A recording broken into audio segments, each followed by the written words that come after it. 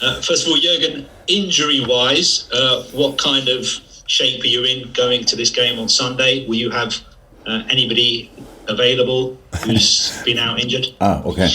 I thought if we have anybody available, yes, we have anybody available or somebody. I don't know yet. We will see. So Trent and Naby will do the first steps in team training today. Whatever we can do with that depends to how it looks and stuff like this.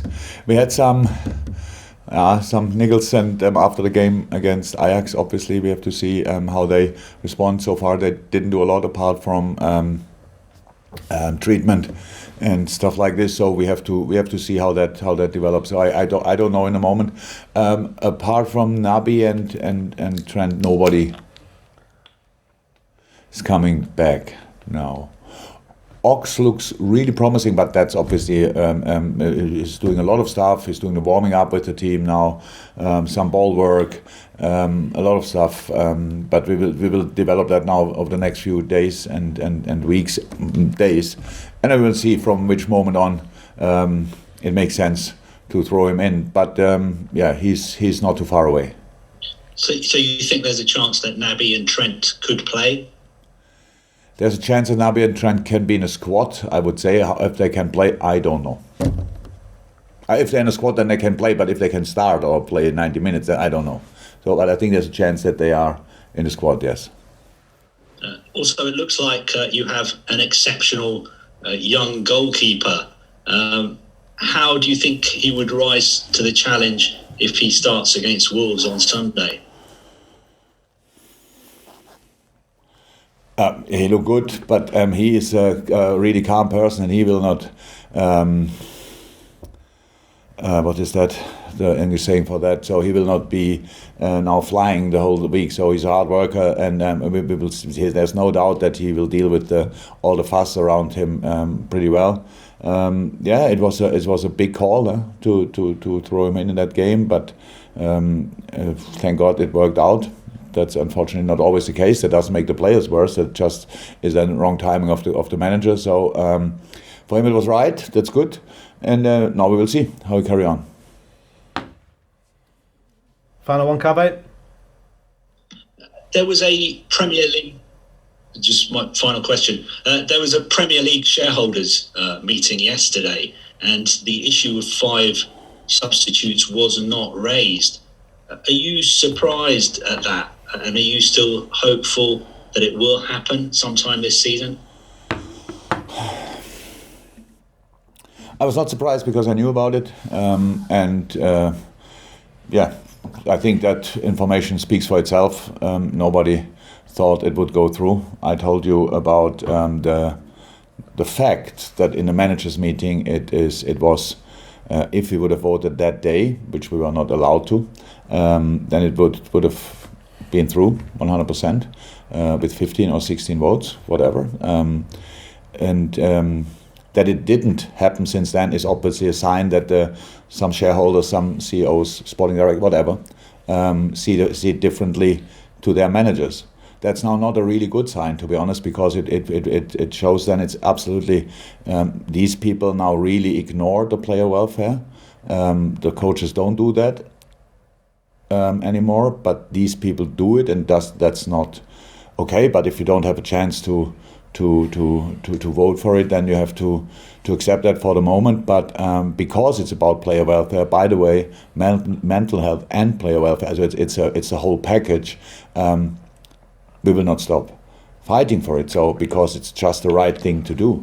I got numbers from the Scottish League. They had so far in the season, they had 65% substitutions to I'm not sure what is it for load management, 30% for tactical reasons, and 5% for injury reasons. These numbers are, even when I don't have the English numbers in the moment, because it takes a while, obviously, until we get them, that will look completely different here. And how I said, when people tell me now that we don't make enough changes anyway, the problem is with if we have the 3 subs is actually, if you're 100% only a 2-sub rule in the moment, because the third sub you always have to keep. Sometimes 2 subs you have to keep, because you see on the pitch that so many players are on the edge, yet you don't know who will go down first. And that's the problem. So you cannot make early changes, otherwise you finish the games with 9 or 10 players. And the Premier League is too strong for that.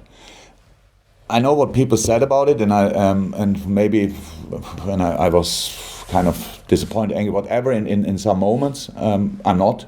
It's just the right thing to do, and I'm pretty sure, and it is a fact. In the latest, I'm sure we will discuss that early again because of the influence of the 3 subs.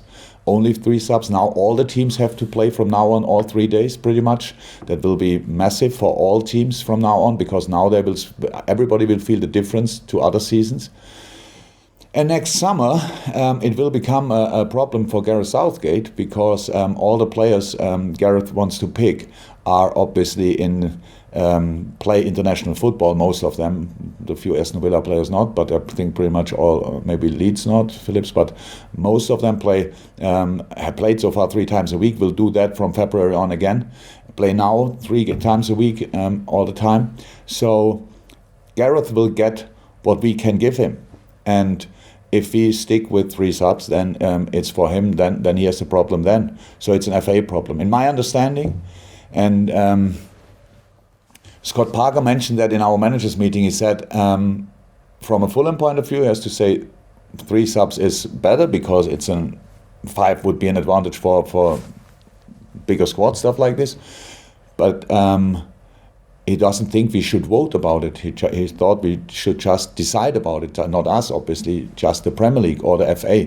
And so only because we didn't vote yet, or nobody voted yesterday, that doesn't make the problem smaller. The problem stays, and it's not about Liverpool. I don't have in a moment really 5 players to change, so I can bring kids and stuff like this. That's all okay, and it's our problem. Nothing to do with the general problem. But it's about all the players, and it's about load management and nothing else. And load management not for getting an advantage, load management for dealing with the problem, what this COVID situation obviously is for football as well, dealing with the situation in the best possible way. And we cannot just ignore it because some people say that it would be an advantage for others, because it's not about an advantage. I cannot say it often enough. I heard now that Gary Neville said that I didn't understood it, but can't remember what he exactly said. But it's not about Liverpool. Whatever he thinks, then it's maybe an evidence how he would deal with a situation like that. But he cannot think, or should not think, that I'm like him, because I'm not like him, and I speak about all the players and not only the Liverpool players. Okay, Simon Crabtree for PLP. Hi, Jurgen. Hi. Hi, we're all making small steps forward as human beings at the moment, and this weekend, for the first ever time since Liverpool became Premier League champions, there will be 2,000 very lucky and I'm sure very excited supporters able to cheer you on at Anfield as well. So how good will that be for you, for the players, and just for Liverpool fans in general, and football fans in general? I hope it will be a great experience for all of us, to be honest. I don't know. How I said before, as a player, I played very often in front of 2,000 people. They were not always in the best mood, to be honest. So 2,000 people can create a bad mood. I remember that very well. So, but after that long break, I think our fans will be in the best possible shape.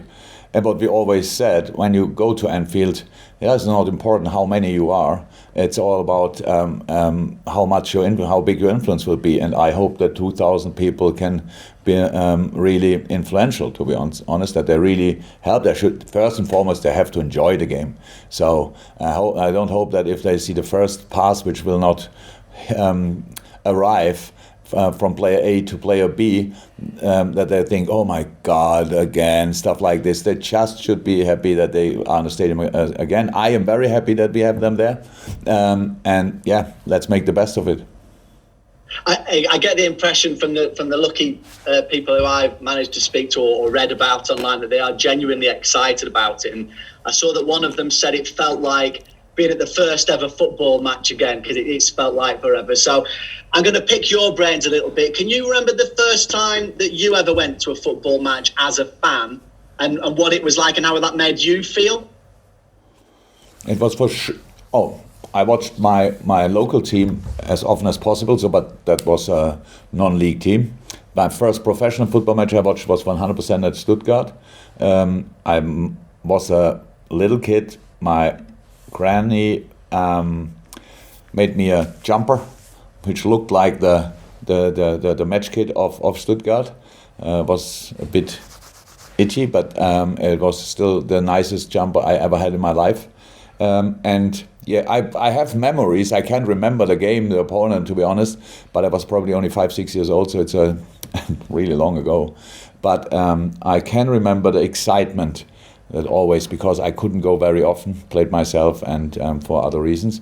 And when it was possible, then I was excited already 3, 4, 5 days before and spoke about it probably for the next 4 weeks. So yeah, I was a good supporter. I enjoyed the game. I was never angry in the stadium. I remember that.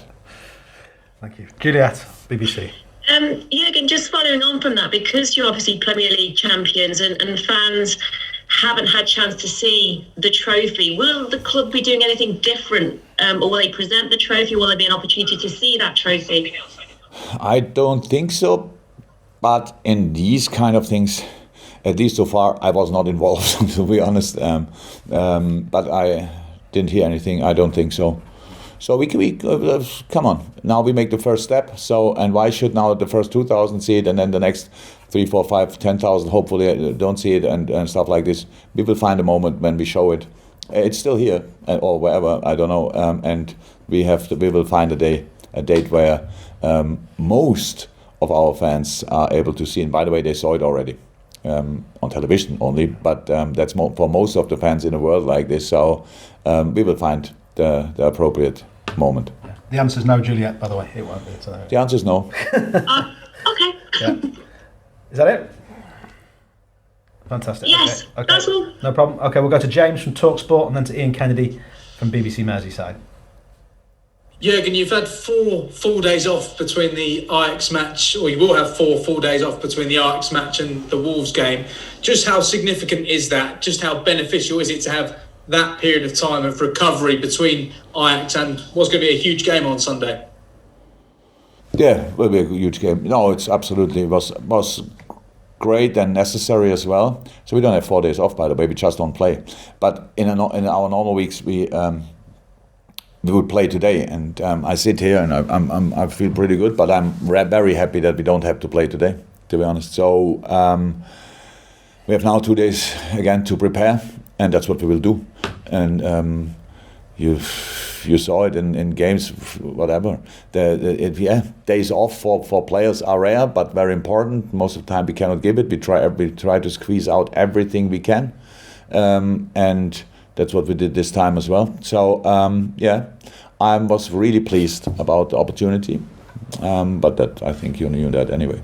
Okay. Ian Kennedy, BBC Merseyside, then Carl Markham for Press Association, and then if we could start having hands up from the daily newspapers, which will be the first embargoed section. But Ian first. Hi Jurgen. Very good game in prospect against Wolves. I think since they came up, they've finished 7th and 7th again. They're 7th at the moment. They've shown really great consistency since coming into the Premier League. And even though they've got injury problems, obviously Raul Jimenez we know about and things like that, they've done remarkably well, haven't they? And I know you're a big admirer of what they've done there.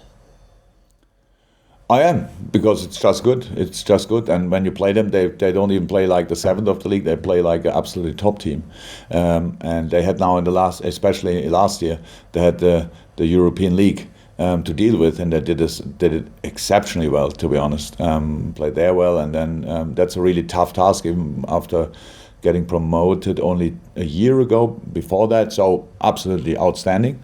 Nunes doing exceptional job. Top recruitment, quite a few players from Portugal, it's clear, with all the people working there in the club, but top players, and but nothing bad to say about them. Now they changed system slightly. I'm not sure if they will play against us like this. That makes it even more tricky, that you don't know exactly what they will do. They don't know exactly what we will do, which is good. So same situation, let's play the game. And with fans on the issue of fans coming back into the stadium, I think there's some research done that suggests that since fans haven't been able to come in, the home advantage has narrowed, if you like, and yet you've been able to keep your long unbeaten run going at home. How difficult, though, has that been, or has it been more difficult, obviously, without the fans being in the stadium? Everything has been more difficult without the fans. Absolutely everything. But we, from a specific moment on, we didn't think about it anymore, because you cannot change it, and it makes no sense if you go always in an empty stadium and think, oh my God, it's still empty. We don't go on a bad pitch and think, oh my God, a bad pitch. You have to deal with it, and so we have to deal with no fans, and now we have a few back, which is really nice, especially nice for the people. It's really congratulations to all the 2,000 who get the opportunity to come. And so it's very important for the clubs as well, because it gives us the chance to show that we can deal with it. That maybe in a month or so or two we can bring in more people and all these kind of things. It's very, very important, and but it's nothing to do with us, to be honest. So our job is to deliver results and performances, and at football is always you have to deal with circumstances, and football is more difficult on a bad pitch. Football is more difficult with wind. Football is more difficult without supporters. That's how it is, and it's not even half as enjoyable. And but still football, and we enjoyed it as much as we could so far. And now we hope we all together can do this even a bit more. Okay, thanks, Ian. And the final in the Open before we go to the first embargo section is Carl Markham in a very festive house, I'm guessing, somewhere. With a blue Christmas tree, sorry. It's a lot of blue in. Yeah. Blue, green, red, purple. A little bit red. Red is actually not really represented. Down the bottom. Down the bottom. That's good. That's okay. That's okay. Yeah. Beautifully done, Carl. Your questions, and then we'll go to the embargo section. It's a Nico Williams, Jordan Henderson double question, really. On Tuesday, we could hear how Jordan, who has been nominated for Sports Personality of the Year, sort of talks Nico through the game. He was encouraging him all the time. I just wondered how important that unseen role that we don't usually hear or see on the pitch is with Henderson. Oh, very important. Very important. Hendo will be fine even in life after football.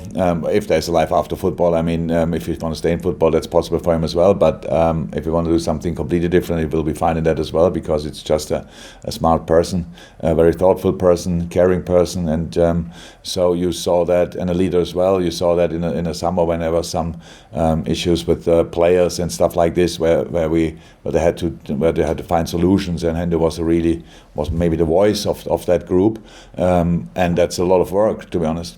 Now with the young players, it would not be fair to mention only Hendo, to be honest, because yes, on the pitch Hendo is probably the one you hear the loudest. But we have a lot of players who help the kids really a lot, and that's necessary. So I don't sit with them in the dressing room. I don't during the week and all these kind of things. There's a lot of time to talk the wrong stuff, but you can talk as well the right stuff. And our experienced players are the perfect role models, and that makes it easy for so it's not that our young kids don't know exactly how they should behave or should do this or that, because they see it every day. They see it every day in training, every day on the pitch. These boys train like they had never trained before. It's the first session or whatever, and that's absolutely exceptional. Yeah. And that makes it all easier. And of course, it's for a young boy, it's important that you have this feedback on the pitch, because it calms you down in some situations and it pushes you in others. Really, very, very important role. And just a quick one to go back on the goalkeeper situation. Kelleher has been the long time number 3, I guess, but has he done enough now to be considered a number 2, like genuine backup to Alisson?